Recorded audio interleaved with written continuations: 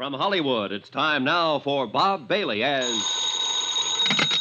Johnny Dollar. Ready with your party in Hartford, Connecticut, Mr. Dollar. Go ahead, please. Hello, Mr. Barth. Yes? This is Johnny Dollar. Johnny, what's up? Now listen carefully, Ed. I've just been shot. What? Oh, it's nothing serious. I'm backstage at the Elmar Theater in the Bronx. Johnny... I'm all right. Now listen to me.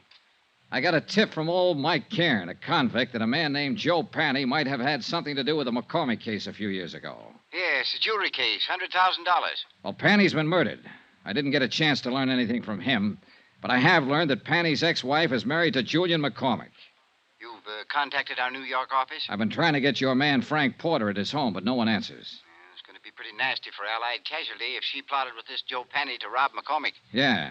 Do you want me to wait and let Frank Porter handle it? No. You go ahead.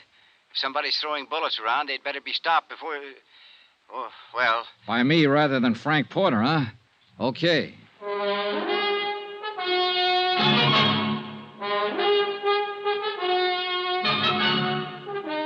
Tonight and every weekday night, Bob Bailey in the transcribed adventures of the man with the action-packed expense account, America's fabulous freelance insurance investigator. Yours truly, Johnny Dollar.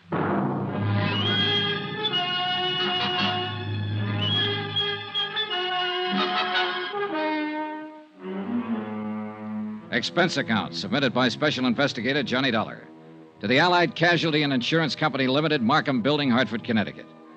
The following is an accounting of expenditures incurred during my investigation of the McCormack matter. Item 11, $7.50, one bottle of scotch, which I sent the stage doorman out to get while I was calling Ed Barth at Allied Insurance. Apparently, everybody in the neighborhood thought the exchange of shots between me and somebody in a long black coupe were backfires. It was the doorman who dragged me back in the theater.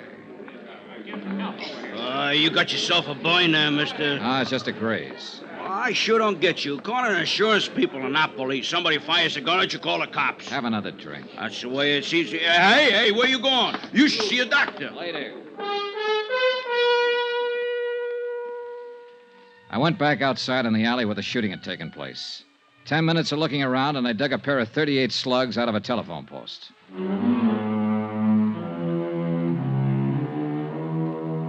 Expense account, item 12, $4.35, cab fare, Elmar Theater to Long Island. It was 12 o'clock straight up when I got to the McCormack home. There were no lights burning, and apparently everyone had retired for the night.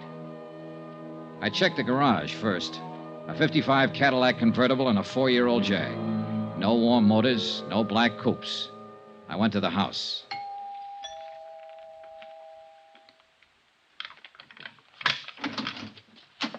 Oh, it's you. Hello, Mrs. McCormack. No, please. Please don't come in here. My husband. Oh, please. I don't know who you are, but I remember meeting you at the hotel the other I'm day. Johnny Dollar, an insurance investigator. Insurance? Oh, well, there must be some way we can fix this up. Talk to me tomorrow. I'll meet you somewhere. How can you fix up murder? Murder? What are you talking about? Joe Panny's dead. Your ex-husband. He was shot with a .25. Just like the one you swung at me at the hotel. Oh, no. Oh. You want to tell me about that? All right, I'll tell you. Joe was your husband once. You helped him rob this house 5 years ago. He couldn't have done it alone. He wasn't that slick. He wasn't that good. He could steal a car, but a safe lock's different from ignition. Well? Yes.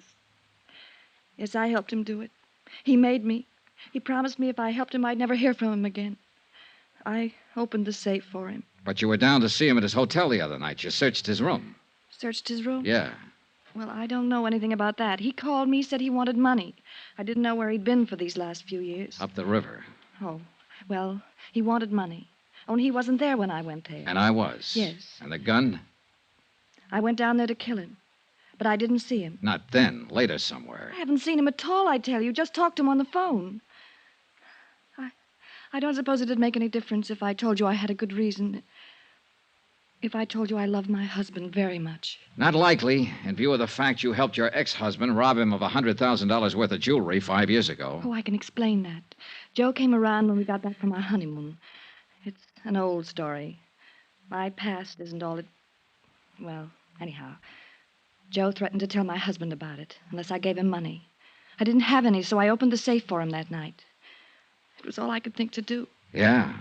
Then you split with him later on. I told you I haven't seen him. Why would I want to do that? I have everything I want in life right here. Mostly my husband. Well, it's still a police matter, Mrs. McCormack. I spent a long time looking for you. Maybe you better get your coat. Iris, you'll remain exactly where you are. Julian. And so will you, Mr. Dollar. Julian, you heard what I said. Don't worry about it, my dear. Mr. Dollar, I'm a gentleman, but this is a gun. I noticed. A .38. I got a couple of slugs in my pocket that came from it. Stand over there. Now, this is pretty silly. You can put that thing away and we can settle this the only way it can be My wife has settled. told you the absolute truth, Mr. Dollar. She's innocent of any wrongdoing so far as I'm concerned. Is that clear? It's pretty glib, McCormack. She's accessory to a $100,000 heist and she hasn't done anything wrong. If she wanted to give them away... To an ex-husband. To anybody. That was her affair. I would not press charges. Well, that takes care of you. How are you going to square it with Allied casualty in the state of New York? And you also forget a little matter of a dead man. But I haven't forgotten you, Mr. Dollar. Julian, please don't. I've caused enough trouble, please. Calm yourself, my dear. This is the least I can do for you after what you've done for me. Just being my wife. Mr. Dollar, will you accept money? Not enough for murder. 50, 100,000. I'd hate to kill you, Mr. Dollar. You tried once tonight. You've referred to that before. But you weren't very good, and now you're even worse. You forgot to take the safety off that gun. The Give me that. safety! Oh, you killed him. You killed him. Ah, he's all right. Get out of the way and let me see that gun.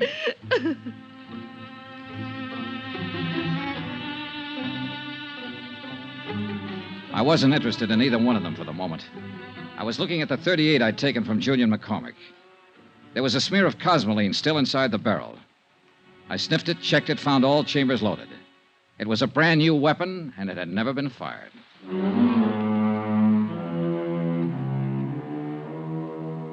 Expense account item 13, $5.50, cab fare again, this time from Long Island to an apartment in Queens. The man I wanted to see was Allied Casualties man Frank Porter. He lived in a very polite neighborhood. That's apartment 203. But Mr. Porter's not in, sir. I'll wait for him. Yes, sir. It's all right if I sit in your lobby, isn't it? Oh, yes, sir. Yes, sir. But I'd prefer that you waited somewhere else. You would? Well, this is a rather exclusive apartment building, sir, and we don't like people loitering in the lobby. Well, I'm on a pretty exclusive mission. But you don't like the mud on my clothes and the tear on my coat, huh? Are you a friend of Mr. Porter's? Yeah. Good friend? He wouldn't mind if I waited in his apartment, if that's what you mean. No, sir. Impossible. But a couple of bucks can do wonders sometimes. It was quite a layout. Books, pictures, furniture, and whatnots that make living at home pretty agreeable. I propped myself up on a stool at Frank's little bar, poured myself a drink, and sat there waiting for him. I was like that a half an hour later when he showed up. He looked a little unsteady on his feet. Oh, gee whiz. Johnny Dollar. Hi. You're the last person in the world I expected to see. I'm glad to light and let you in. I didn't think you'd mind. No, not at all. I tried to phone you earlier tonight. You were out. I'm sorry. Gee whiz. What's on your mind, Johnny? I wanted to tell you I was shot at tonight. What? I wanted to tell you I found out who Mrs. McCormack is and was. Since you were on the case first for Allied, I thought I'd tell you first. Well, gee whiz. Say, this is a nice setup. Full of nice things. Yeah. I've been in places like this before, Frank. They usually start at $300 or better a month. Good maid service, phone service. All those things cost money. A lot of money. Don't they, Frank? Gee whiz. When'd you tumble to it, Johnny? A little while ago, when I was out on Long Island, Julian McCormack made me a proposition. He finally offered me $100,000. A lot of money. He sounded like he'd had experience making propositions. I should have tumbled to it a couple of days ago when you phoned the parole office after I left you. You used my name when you asked for Joe Panny's address. Yeah. I wondered if your tip was on the right track. I didn't figure Joe Panny was eligible for parole so quick. I had to get to him before you did. He wasn't the kind to keep his mouth shut. You shut it for him, didn't you, Frank? Mind if I sit down, Johnny? Now, go ahead. They'll be strapping you down one of these days. Gee whiz. No 150 a week investigating claims by nice places like this. It was one of those lucky things, Johnny. When I was called to Long Island to investigate that heist 5 years ago, I met McCormack's wife. Happened to recognize her as Joe Penny's ex. And you knew McCormack was in love with his wife enough to pay you to keep quiet. I gave him service for his money. The cops would have broken that case in 24 hours, but I covered up all the tracks I could find. And I made it real safe by seeing Joe sent up the river. How? Just tipped off the cops to some of his hot car deals, and they picked him up. He happened to be carrying a gun, so he got to works. Then you just sat around drawing blackmail from McCormack. Gee whiz. Don't look at me like that, Johnny. Every guy has his price. How about you? That's the second offer I've had tonight.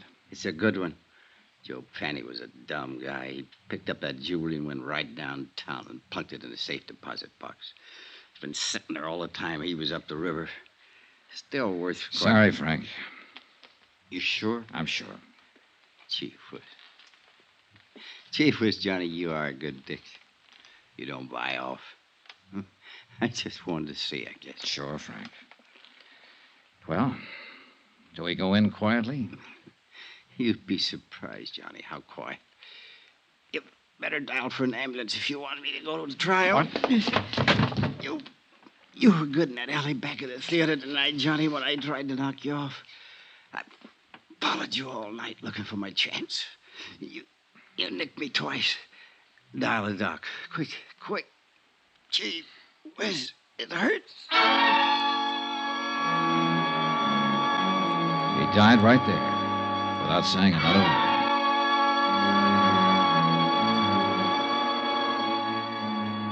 The disposition of the case and what to do about Frank Porter, an insurance adjuster who goes bad, is a matter I don't have to handle.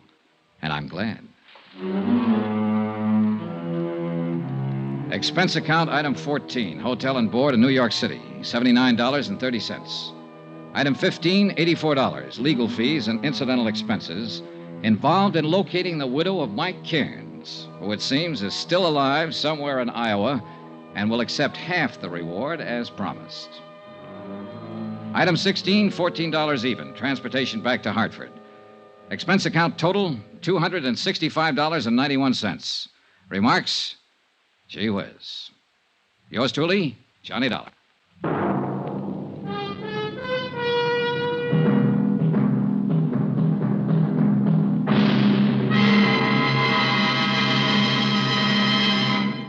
Now, here's our star, Bob Bailey, to tell you about next week's story. Thanks.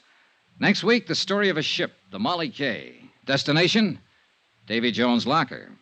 Join us, won't you? Yours truly, Johnny Dollar. Yours truly, Johnny Dollar, is transcribed in Hollywood. Written by John Dawson, the entire production is under the direction of Jack Johnstone. Heard in this week's cast were Mary Jane Croft, Virginia Gregg, Marvin Miller, Forrest Lewis, Frank Gerstle, Herb Butterfield, Herb Ellis, Tony Barrett, Ken Christie, Jack Crucian, and Junius Matthews. Be sure to join us on Monday night, same time and station, for another exciting story of Yours truly, Johnny Dollar. Roy Rowan speaking.